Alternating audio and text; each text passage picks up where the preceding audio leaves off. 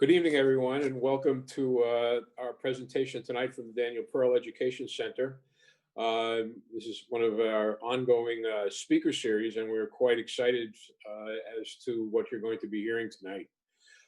Without further ado, I'd like to introduce our Rabbi Eric Eisenkramer. Thank you very much, Andy. It's great to be with everyone virtually. Welcome. I'm really looking forward to hearing our speaker, Lauren, this evening, talk about a very important topic in human trafficking, and very important for us all to be more knowledgeable about. I'm not coming to you from the beach. I'm in my basement, but I figured the beach background was a little nicer for your viewing pleasure. I'd like to thank Andy Boyarsky and Bernice Green and Rebecca Brenowitz and all of the members of the Daniel Pearl Education Center Committee for bringing this program to us this evening. And I'm looking forward to a good and interesting and meaningful discussion. And everyone stay safe and healthy. Thank you, Rabbi. Along with many other things that we do, I want to remind people that on December the 8th, we're going to have our next speaker series. Please look out for on the Temple Bulletin, and we will be sending out flyers as to our next speaker. I want to thank specifically two folks tonight. First is Ron Bransdorfer, member of our committee who has known our speaker for a long time and really turned us on to having her come and speak with us. And more importantly, I want to, this is a first for me because I don't get to introduce the speaker tonight for the first time ever. And I'm very happy to introduce Bernice Green, who is actually related to our speaker. And Bernice is going to introduce our speaker. So without further ado, Bernice, please take over. All right. Thank you, Andy. It is my honor and pleasure to introduce Lauren Hersh. She's an internationally recognized lawyer, activist, educator, and writer working to combat violence against women. Her work began at the Kings County District Attorney's Office, where she prosecuted a wide range of cases impacting women and children. Lauren led the charge in creating one of the first sex trafficking units in our country, and she has also launched the Campus Gender Violence Initiative to provide legal representation to impacted students. Lauren believes that lasting change requires legal reform and meaningful community engagement. She led a movement to pass the Trafficking Victims Protection and Justice Act in 2015, and created the Teen Leadership Initiative, a high school program to combat gender violence. Lauren has been honored with numerous awards, including the National Organization for Women Susan B. Anthony Award and the New York Law Journal's Rising Stars. She is lectured at the United Nations and the European Parliament. Her work has been featured by CNN, the New York Times, and numerous other news outlets. As a parent of two children, Lauren is dedicated to creating real change in the fight against gender violence. I give you Lauren Hersh. Thanks, Aunt Bernice. I was sort of wondering if you were going to cry when you were reading that. Are you about ready to cry? No. Okay. Well, thank you so much for having me. Thank you, Bernice and Ron, for suggesting me. I'm really looking forward to having this conversation together. At this moment, I'm going to actually share my screen. So just give me one moment and we're going to dig into this conversation.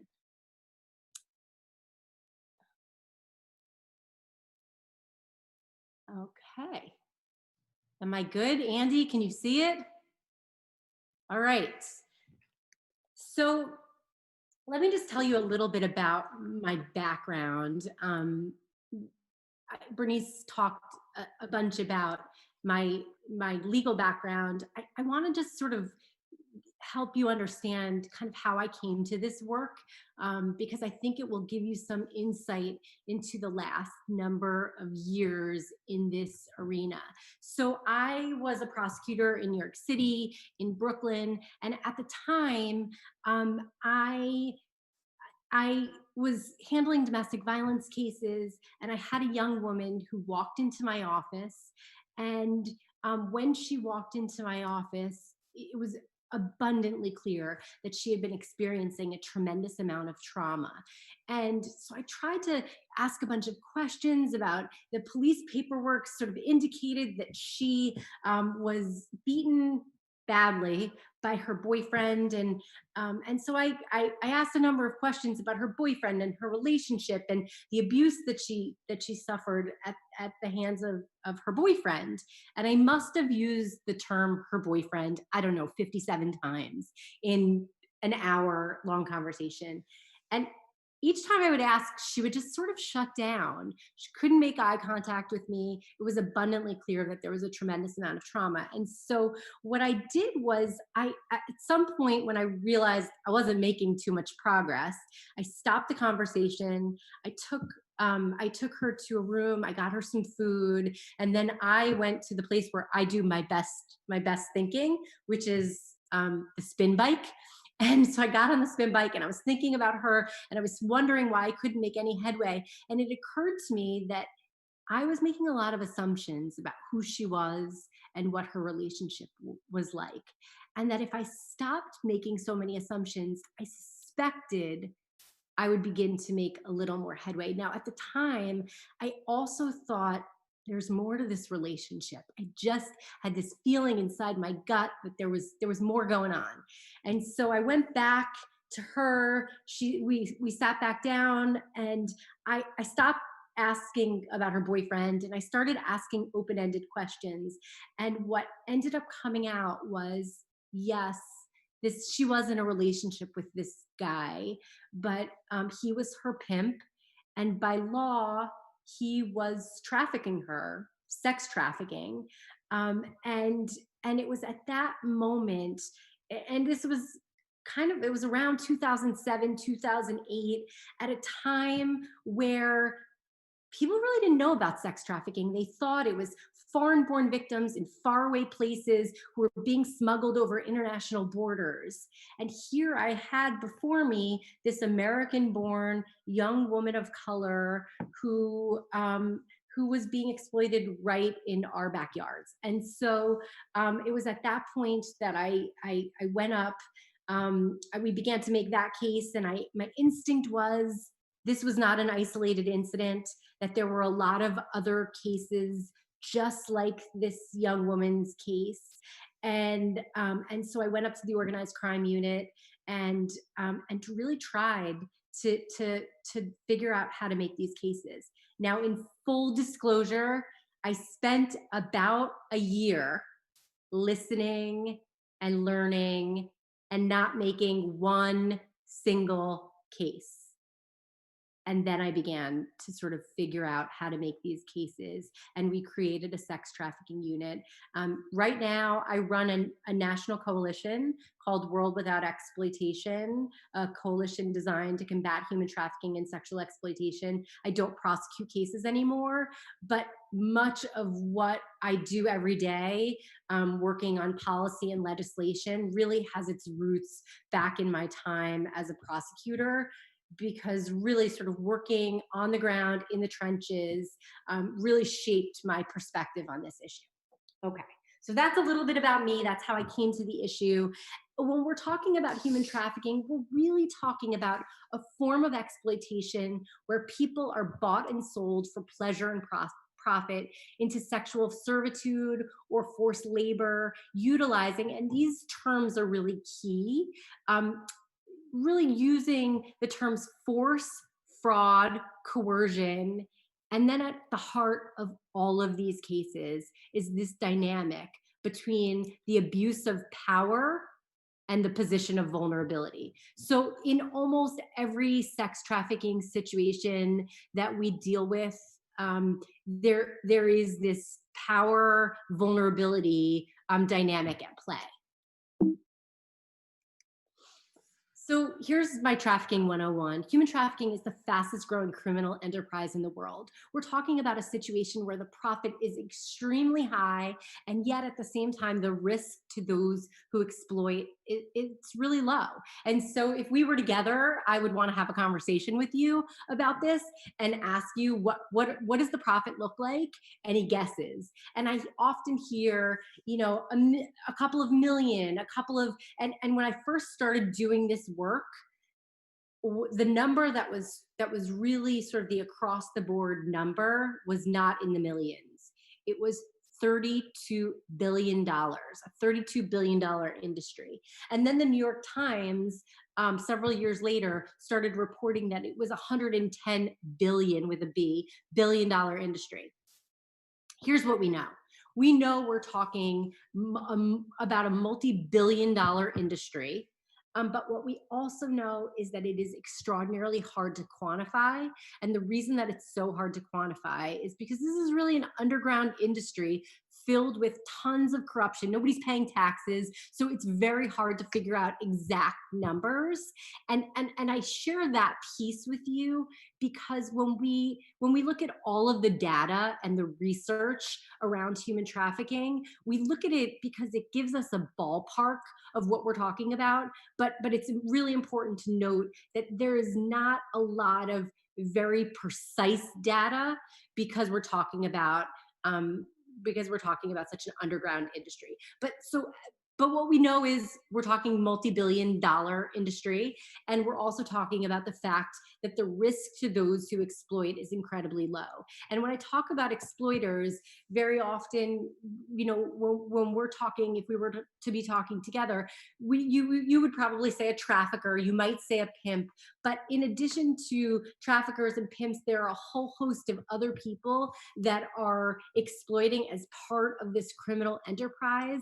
And I think it is critically important to also recognize that sex buyers are also part of the exploiters, because those are the people that are actually purchasing those who are sold in exploitation, those people who are being trafficked.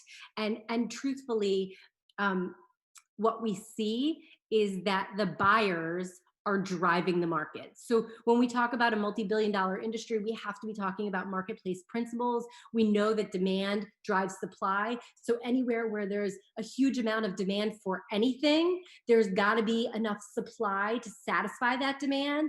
And so when we pull everything away and we think together about how we can combat sex trafficking, I think the phrase "no buyer, no business" is key, because if we did not have buyers who were purchasing people, there would be no supply, there would be no people. And so what we ultimately want to do is we want to reduce the profit and increase the risk to those who exploit.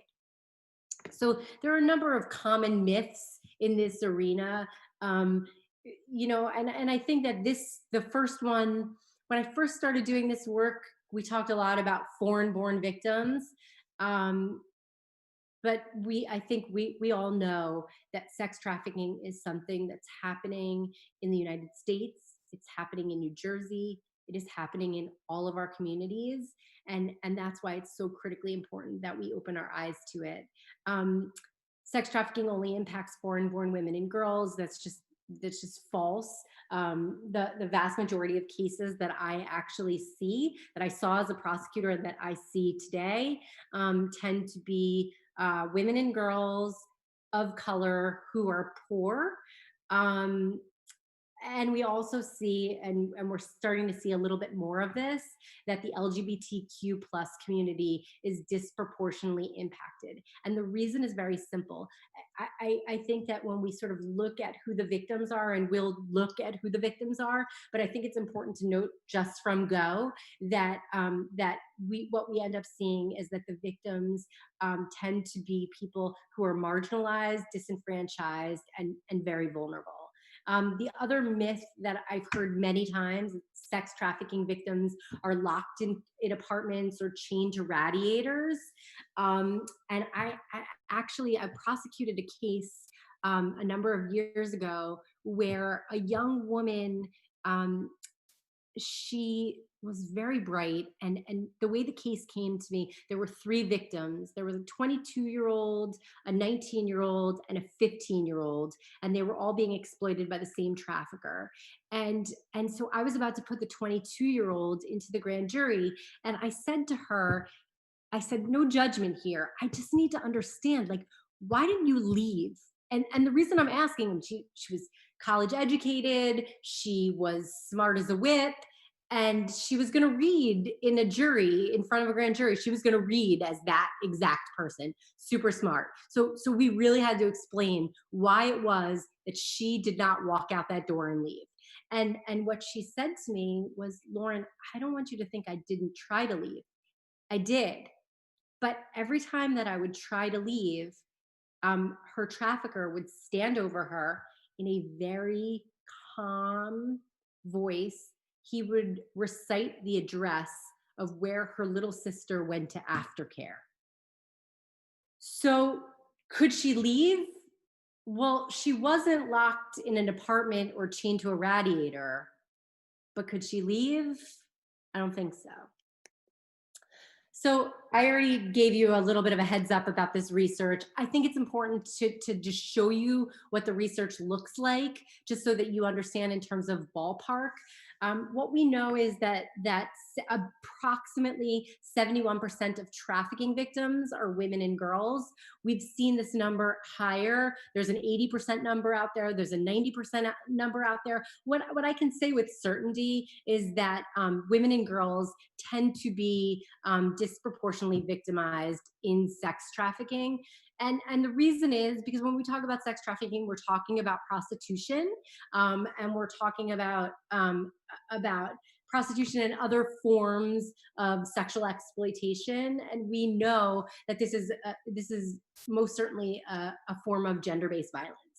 About 600 to 800,000 people are trafficked across international borders. About 2 million children are exploited in the sex trade every year. And this last statistic, about 100,000, I've seen this number at 100,000. I've seen this number 100,000 to 300,000 American children are the victims of sex trafficking. I think this number is actually, this last statistic, I think the number is quite low. And I think we're sort of due for some new research along those lines. What we know for sure is that traffickers are deliberately targeting young people because of their vulnerabilities. The other thing to note, and I share these statistics about children, but I always want to make sure that we're recognizing, I know a lot of people want to talk about child sex trafficking because it's an easier conversation than having a conversation about adults who are exploited. But what we see time and time again is that while the entry point tends to be very young, 12, 13, 14 years old, what we know to be true is that the vast majority of those who are exploited in the sex trade don't become any less exploited once they have an 18th birthday. And so I am a huge proponent. I fully believe that it's so important that we not only focus on children, and I know that a lot of states pass a lot of laws that only look at the exploitation of children, and I actually think it's a really big mistake, because what we tend to see, especially amongst homeless youth and other particularly vulnerable youth, is that at 17, 18, 19, and 20, they're oftentimes, because of brain development and trauma, they're oftentimes they're still being victimized at very high rates. So I alluded to this. The average age that a person enters the sex trade is about 14 years old. I've seen this statistic as 12 to 14. I can tell you anecdotally from my own experience that the average age of a girl that I saw as a prosecutor was about 15. And she would tell me that she, often I would hear, I've been in the life for 2 to 3 years. So this age feels pretty accurate to me. Okay, so let's take a look at those involved. So who are the traffickers? When I first started doing this work, honestly, I know that we have a bunch of men who are watching right now, and this is in no way an indictment on men. We're going to talk about sex buyers. We're going to talk about traffickers. I actually thought I was going to see mostly men as traffickers. And I was shocked to find in one of my very first cases that that the trafficker was a woman, and the way that she recruited it's pretty vile. She had a daughter, and she and her daughter was very good friends with this other young woman, girl. I guess she was a girl. She was 15, and the girl was having trouble in her home. And the mom, the trafficker, said, "You can come stay at my house, no problem. Hang out here. You can stay as long as you need to." The girl was having trouble. Her mom had a new boyfriend, and I don't know, maybe the boyfriend did things to her. That's what it sort of seemed to me. And so she went to this mom's home, and everything was totally fine in the beginning. And then the mom bought the girls these little pajamas, these little booty shorts and little tank tops. And so and the mom took pictures of the girls and then posted the pictures on Backpage.com. And for those of you who don't know what Backpage.com is a website sort of like Craigslist where things are sold, like concert tickets and furniture and girls and women. And so, and that section has been dismantled. We passed some legislation over the last few years that has sort of dismantled that. But at the time, Backpage.com was the hub of where 15-year-old girls were being sold. And so, so that was sort of her entree in. We ended up finding out about this case because the girl, the victim, went into school and she was really suffering. And she repeatedly talked to her guidance counselor, telling her that the other mom was selling her. And the guidance counselor thought she was making up stories.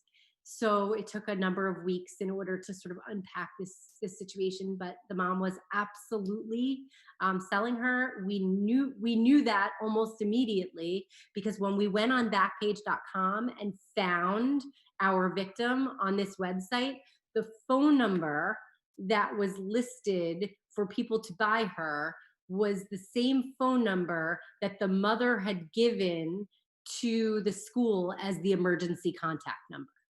So it didn't take a lot of brain work to put the pieces together. This was a pretty easy case, and that was maybe a long way of saying that there are men and women, all ages, all backgrounds, who are traffickers. The thing that they typically have in common is they're typically masters of the art of seduction. They're able to identify the vulnerabilities of a specific person and exploit. And it's important to note, especially for people who have young people in their world, that recruiting sites tend to be schools, playgrounds, malls, foster care agencies, homeless youth shelters, and now more and more on social media. And people always ask, well, what social media are traffickers on? And my response is very simple. Anywhere your kids are, that's where traffickers are. We also know, just sort of looking at the words homeless youth shelters, there's a shelter for young people called Covenant House in New York City. Some of you may know Covenant House. It's right by Port Authority. At any given moment, there are traffickers that hang outside of Covenant House. They hang out outside of Port Authority. They hang outside of Covenant House, and they try to recruit people from Covenant House. Why? Because those young people are particularly vulnerable. Oftentimes, they don't know where they're getting their next meal. They don't know where they're going to stay long term, and they're really enticed when a trafficker comes up and says, "You're very pretty. Let me get you, a McDonald's Happy Meal." And it doesn't take more than that for some of these young people, because they just simply have nowhere to go and no way to, get their next meal. So I share this with you. You'll have to look kind of closely at this, but this was a piece of evidence that we found in the home of a trafficker. We were investigating a trafficker. We did a search warrant, and on the wall, when you walked into the apartment, was this list, and it was the rules of pimping, rules to pimp home. Never let anyone disrespect your pimp. Never disrespect your pimp. Never let anyone disrespect your pimp. Trust your pimp. Stay loyal. Never lie. Stay honest with your pimp. Right? You can read some of these, but it was just fascinating that these rules were written. They were very rigid, and you can imagine the kinds of things that happened when these they were young girls who were in this particular situation with this pimp. You could imagine the horrific acts of violence that were committed against these girls when they broke the rules. So who are these victims? I talked just a little bit about this. The victims tend to be victims of circumstance. So poverty, homeless youth, huge risk factors, family issues, prior history of sexual abuse.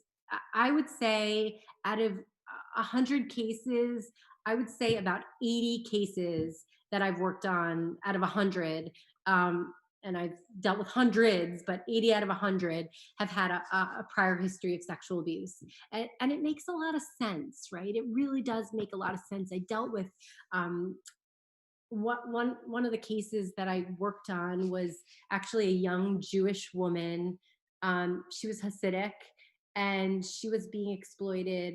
And I couldn't really at first understand exactly how she got lured in, but it didn't take long for me to unpack the fact that she had been molested in her community, and had a horrific prior history of sexual abuse. And I would say that that type of situation is the norm and not the exception. Most people who are in the sex trade, whether they're being trafficked or not, have entered the sex trade as children.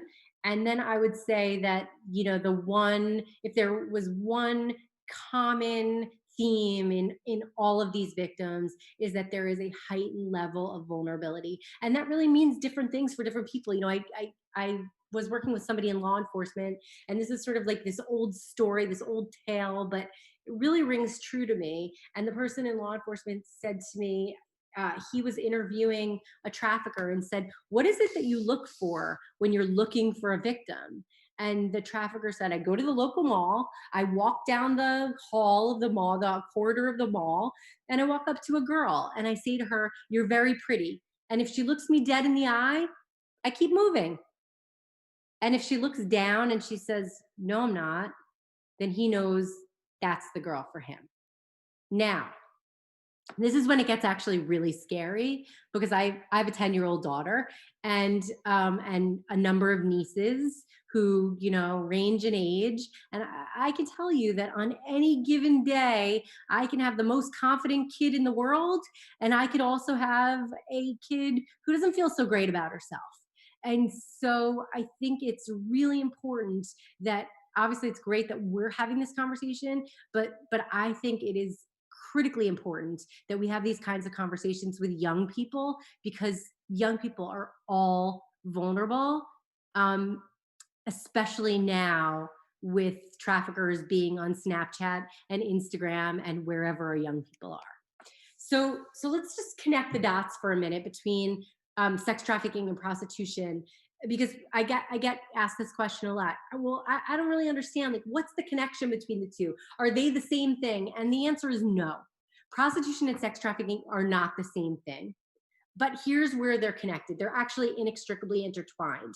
And the reason that they're inextricably intertwined is that you would have no sex trafficking if there was no prostitution. And so we really have to sort of look at this construct of prostitution in order to unpack and ultimately combat sex trafficking. So here's what we know.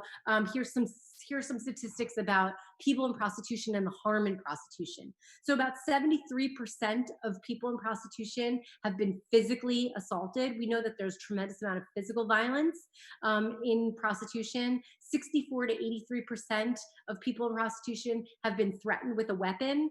53 to 62% have been sexually assaulted, many multiple times. And I actually think this number is very low. I think that that the vast majority of people that I've worked with have talked about being sexually assaulted while in prostitution for, I guess, obvious reasons, and that they tend to say that that's just sort of a hazard of being in prostitution, is you will be raped a number of times by both the pimp and trafficker and also by sex buyers. And what we also know, because we do a lot of work with exited survivors, is that the PTSD rate, the post-traumatic stress disorder rate, is incredibly high. And so one of the things that we want to make sure that we're doing is we want to make sure that we're getting exit strategies and support services for those exiting the sex trade. That has to include a mental health component, because there's such serious PTSD amongst victims. So, okay, so let's talk a little bit about, I mentioned that buyers are fueling the market. No buyer, no business, no exploitation of vulnerable people. But it's important to sort of talk about who the buyers are. And this is when I have to be honest with you and say that the vast majority of sex buyers are men. We know that for a fact. But it's also critically important to say that the vast majority of men do not buy sex. So this is in no way, shape, or form an indictment on men. It's actually an invitation to bring men into the conversation, because so often when we have this conversation about sex trafficking, we're having this conversation with women, and that is why it is so key for men to be in this conversation and beside women in combating this issue.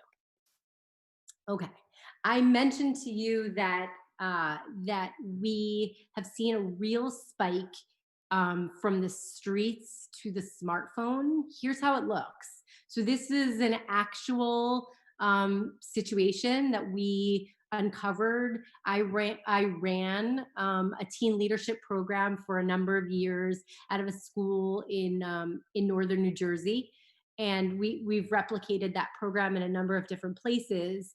But I had 4 girls who came into me with this, almost this exact message. This is one of the girls' messages. And this is what it says. I'm Stacy. I'm running an escorting business. Me and my sister on the low. It's very private and discreet. We cater to wealthy businesses, men and women. You can make $350 to $1,200 an hour cash up front. No BS. We cater to all different age, race, Black, white, Italian, Spanish. If you're interested, let me know. You can do it once.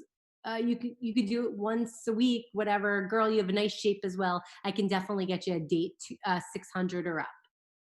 Now, this came to me because we had been working for weeks talking about sex trafficking and talking about other forms of gender-based violence and talking about how people recruit. And the girls came up to me and they had their phones in their hand and they said, Miss Lauren, I think this might be what we were talking about. And I looked at it. It was on Instagram. And I said, this is absolutely what we've been talking about. And one of the girls looked at me and she said, you know what? I got to be honest with you. Had we not just had this conversation, I work 2 jobs. I work at Baskin Robbins. I babysit. I need to help my parents. I work because I need to work. And had we not just had this conversation, I would have responded to this ad. And I probably would have been this person's next victim.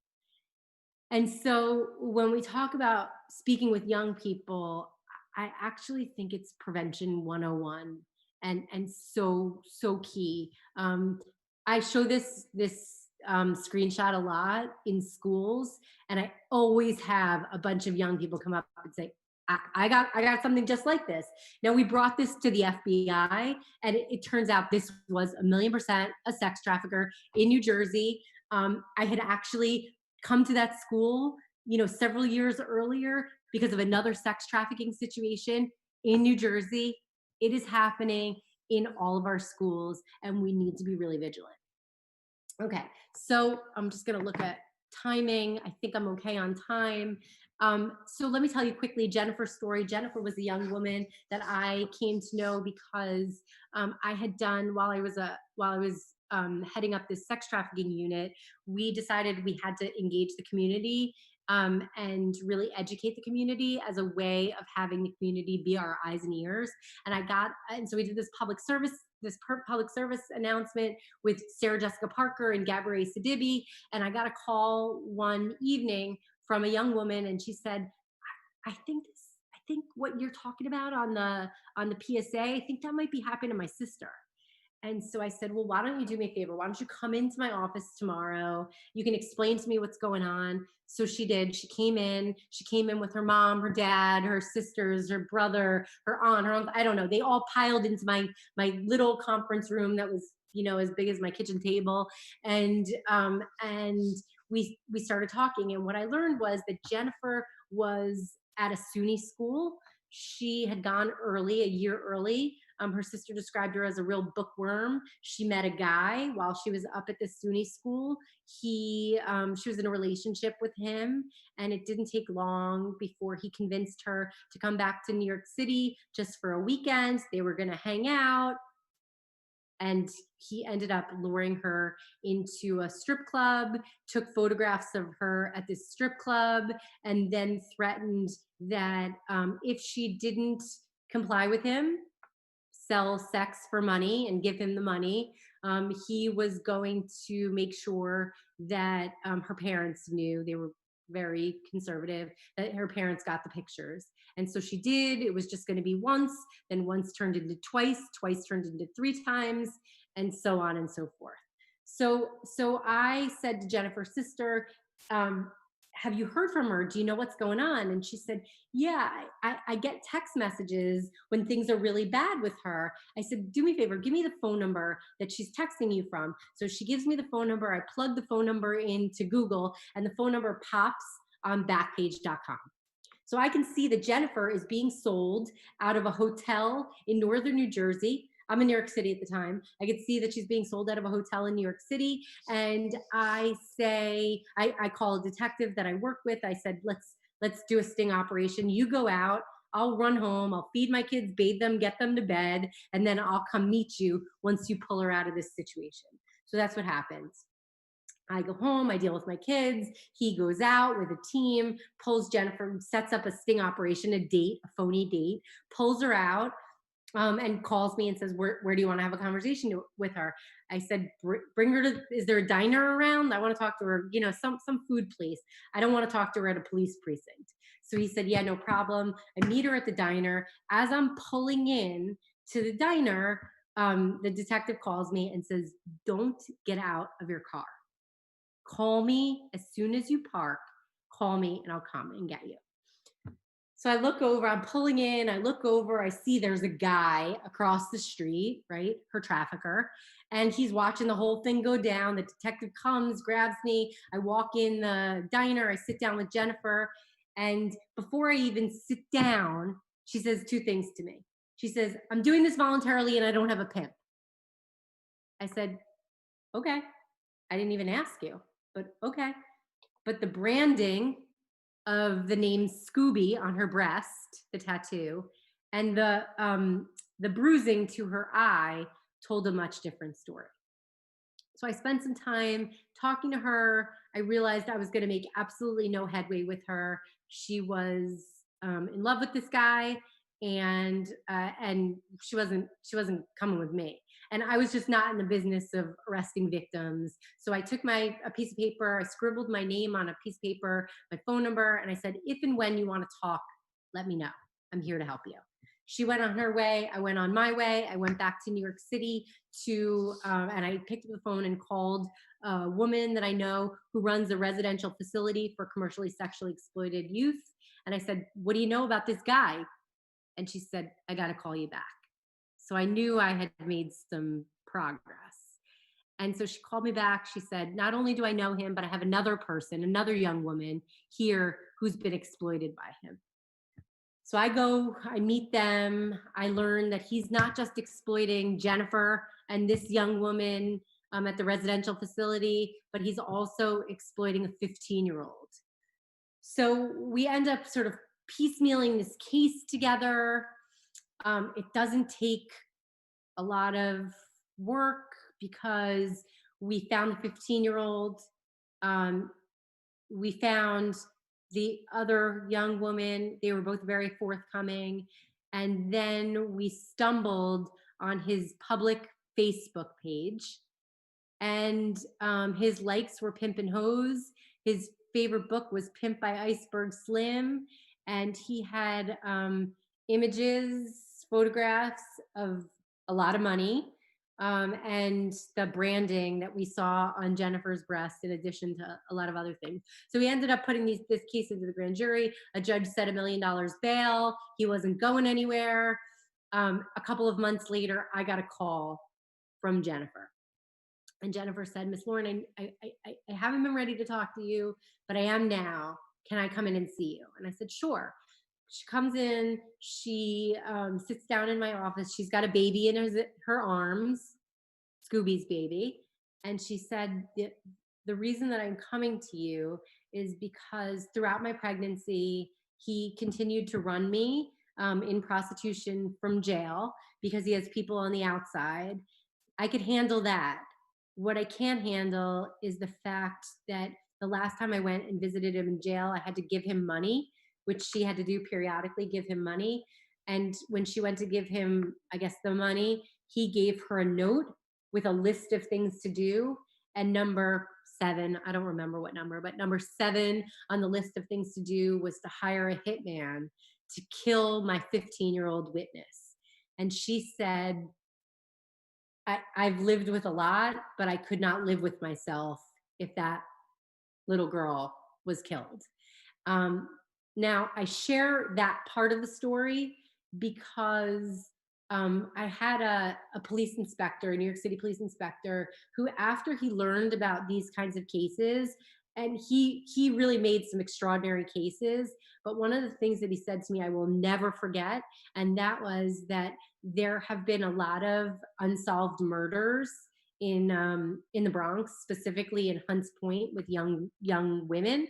And he firmly believes that a lot of these murders are connected to trafficking situations, because we know for sure that the level of violence is just absolutely through the roof, and that where there is sex trafficking, there tends to be so many other kinds of crime. Okay. So now we're going to sort of shift gears quickly and talk just a little bit about, like, what can we do? What does good legislation look like? What does good policy look like? So our goal at World Without Exploitation is to ensure that pimps, sex buyers, and brothel owners are held accountable for the devastating harm that they cause. But at the same time, we want to make sure that those people that are sold in the sex trade do not receive criminal penalties, but instead receive exit strategies and services. And we believe that this part of the equation, this decriminalizing those sold in the sex trade, is essential, because the vast majority of people in prostitution are not there by choice. They're there because of lack of options. They're there because of coercion. They're there because of force, and so on and so forth. But here's where we are as sort of an American society right now. So we're sort of in this moment in time where we are taking a very hard look at the criminal justice system for some very good reasons. And there's a lot of push for criminal justice reform. We are working on a lot of criminal justice reform. But what we're seeing is that there's really a huge push to fully decriminalize the sex trade. And what that means, and this is I think really important, because I think when people hear decriminalize the sex trade, decriminalize sex work, what they think it means is decriminalize sex workers or decriminalize people in prostitution, but it's more. And what it actually means is decriminalize, yes, people in prostitution, which we want to do, but also decriminalize the pimps, the sex buyers, and the brothel owners. And this is not happening in faraway places. This is happening in lots of cities and states around the country. So last year in Washington, D.C., their city council proposed a piece of legislation called the Community Health and Safety Act of 2019. And that Community Health and Safety Act was working to fully decriminalize pimps in Washington, D.C. We killed the bill. In New York State, there was a piece of legislation to decriminalize the sex trade. We killed that bill.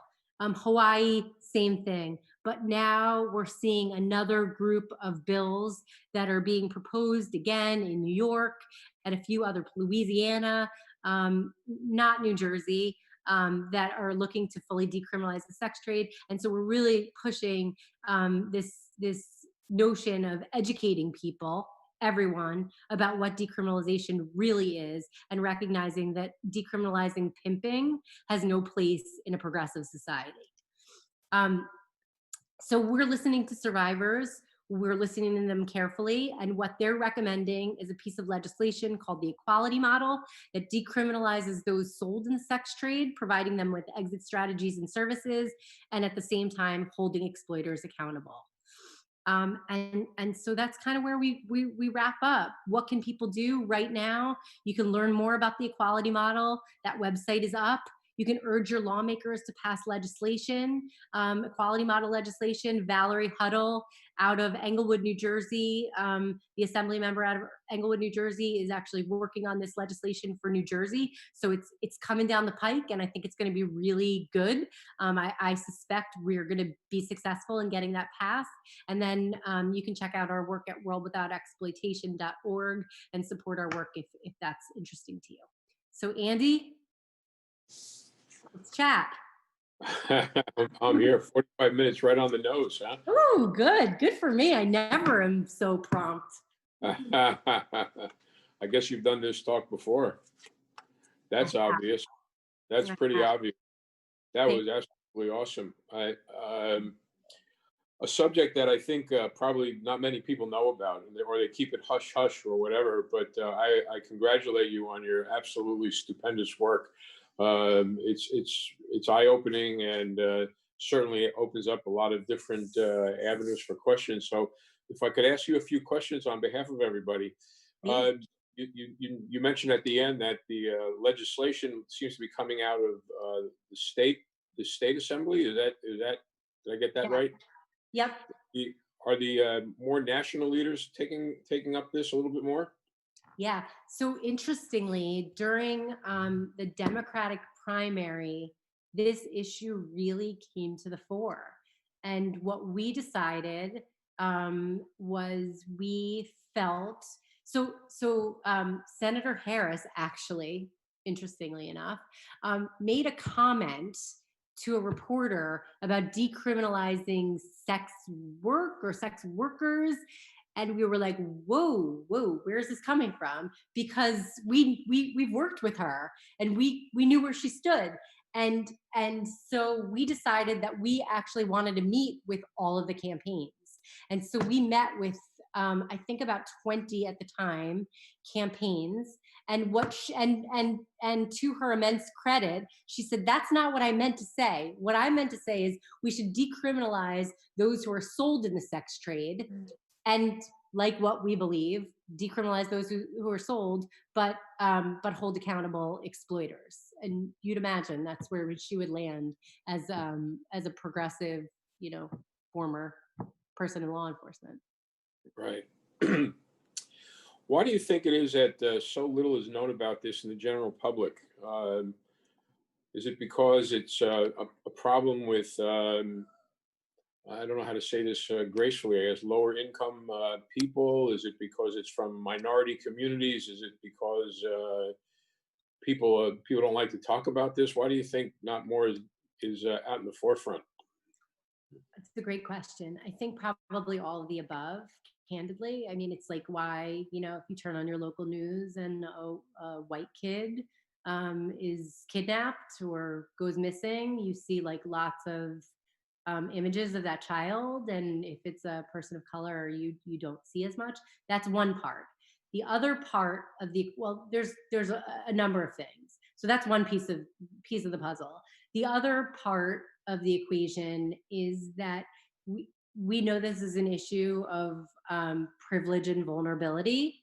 And so what we know is that the vast majority of those who purchase tend to be men, many white, privileged, powerful men, and they're buying the bodies of women and girls of color who are poor. And so it's been like a little bit taboo to talk about that disparity. Although we've had now, Jeffrey Epstein and Harvey Weinstein, and now we're beginning to unpack all of these issues. So I suspect this will be an issue that people learn about more, and that's talked about in more mainstream media in the not too distant future. Well, somebody actually asked about Jeffrey Epstein and Ghislaine Maxwell. I never heard of those two ever before all of this came out with them. And, if it's not for the rich and famous people that were involved with him, probably still would never hear about them. So isn't that just kind of plays into the lack of information people know about this, isn't it? I mean, this just became glorified, if you will. That's a terrible word to use for something like this, but out in the open because of the supposed clientele that he amassed. Agree. And also the alleged corruption that took place when he was being investigated in Florida, right? So like we're sort of hitting this moment in time where we're uncovering lots of injustices that have always existed, and we're not just uncovering them, but we are really outcrying and saying no more to all of this. So I think the rich and famous piece is part of it. I think the moment in time in terms of criminal justice reform is also part of it. And then, all of the people that were ensnared in this, which I don't even know that we know the full extent just yet. We may, but we don't yet.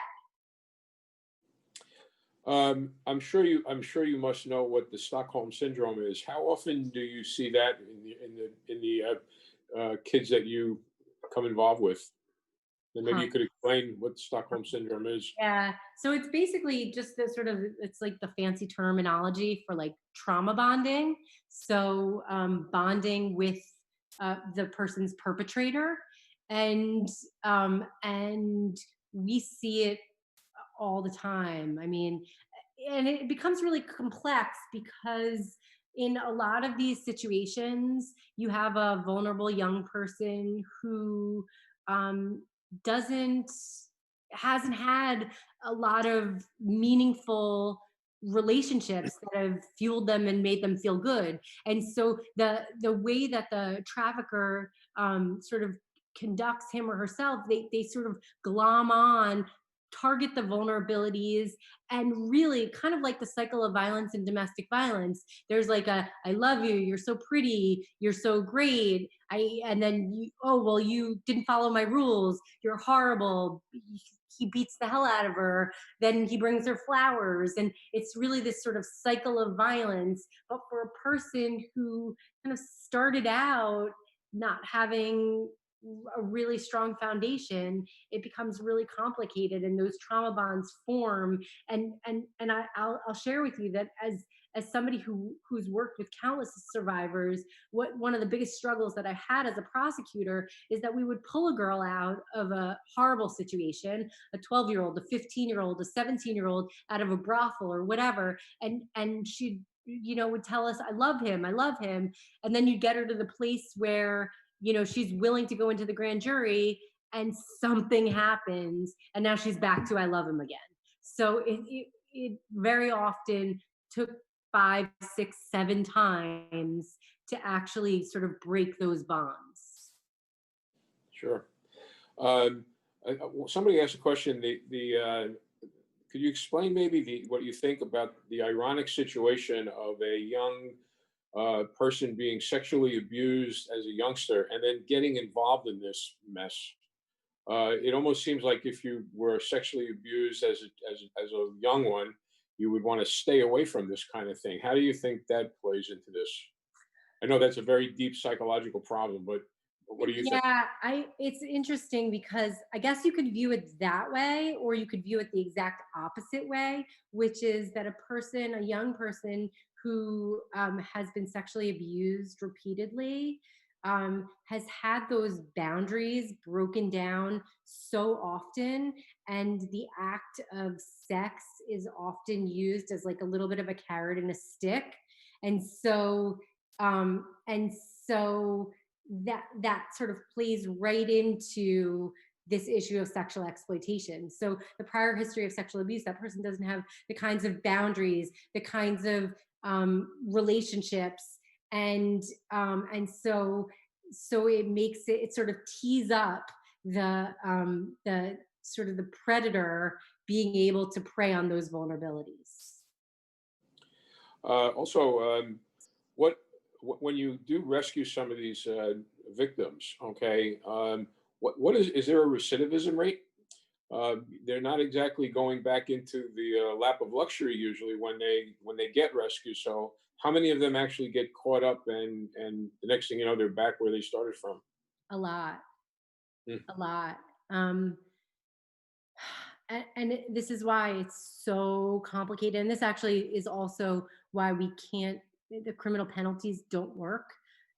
There's a judge in New York City who talks about the fact that when they were criminalizing people in prostitution in New York City, he would find that he would release the young woman, and then she'd like start walking, and then the pimp would like grab her, and then she'd be back on the street or online within 24 hours.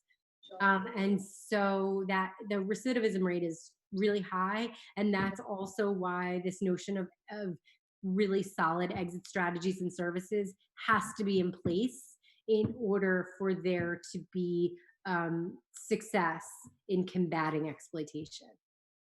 And Do you also with a tolerance that there's a chance that she's going to go back to her pimp, but kind of like domestic violence, I think like the rates of domestic violence, the person goes back to their batterer a number of times right? for a whole host of reasons, and this is the same plus more, in the sense that you said it, she's not going back to the lap of luxury. Like very often she doesn't have any other alternatives, and it's either she goes back to her pimp or she's going to sleep on the street by herself. Does your organization have access to shelters or halfway houses or those types of places? And then the irony of that is Covenant House is one of those types of places, and you said that's the breeding ground. Totally. So World Without Exploitation is a national coalition of about 190 at this point, 190 organizations from around the country. Many of those organizations are survivor led. So we are sort of this umbrella, and the great thing about being an umbrella is that we have access to so many different organizations, and many of them are not halfway houses or homeless youth shelters. They're facilities that are really sort of, what they do is work with people who've been exploited in the sex trade. And so they have people on staff, they have mental health professionals, they have attorneys, immigration, criminal justice, all sorts of people who can sort of wrap around this person and provide him or her with the services that they need in order to get out. Now, I just want to say, I usually say this when I'm talking about the young Jewish girl, and I didn't finish the story when I was talking about the Jewish girl. She actually, and I share this because we end up having a lot of recidivism, but we also end up having a tremendous amount of success. And that particular young woman is extraordinary.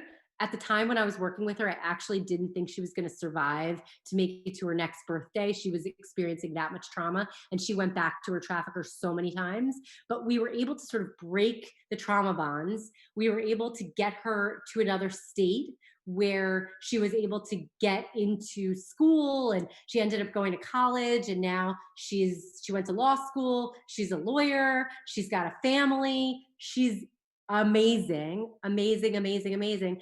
And we end up at World Without Exploitation, we work with a lot of survivors. We have 3 survivors on our executive council who are doing just extraordinary work all over the country, on the Hill, in states, everywhere. And we work with tons of survivors who are leading their own organizations and doing incredible work. Well, that is a great way to end, to hear great outcomes, and I can't think of a better way to be able to say thank you very much for being with us tonight. We really appreciated a topic that certainly needs to be brought out to the forefront more often. And obviously, we want to wish you a lot of luck with your future work. And once again, Bernice and Ron, thank you so much for getting Lauren to come here. And what you want to tell everybody your website one more time, and hopefully people can help you out. Sure, it's worldwithoutexploitation.org. There you go. So we will post that on our Daniel Pearl website so that everybody knows. And I want to thank everybody for being with us tonight. And Lauren, it's just another tremendous lecture that we've been able to provide for the community. And I want to thank you again. So good night, everybody. We'll see you soon. Thanks for having me. Okay. Bye, Aunt Bernice.